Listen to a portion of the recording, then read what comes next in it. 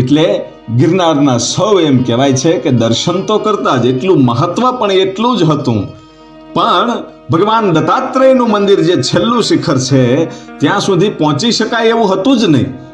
કોઈ ત્યાં જઈ ન શકતું, બસ માત્ર નીચેથી દર્શન કરવામાં આવતા હતા. એટલે પછી સદીઓ પહેલા જ્યારે ઉદયન મંત્રી રણછાવડી એ ગુજરાત જીતીને જ્યારે પાછા ફર્યા ત્યારે પોતાને એવું લાગ્યું કે હવે શરીરમાં ઘાવ બહુ વાગ્યા છે, એટલે પોતે મૃત્યુ પામશે. એટલે પોતાનો જ દીકરો જે પોતાનો મંત્રી હતો એને એક પત્ર મોકલ્યો અને કીધું કે બેટા, હું હવે જીવી નહીં શકું, પણ મારી છેલ્લી ઈચ્છાઓ તું સાંભળ. એ પત્રમાં લખ્યું કે બેટા, મારી બે છેલ્લી ઈચ્છાઓ છે કે જે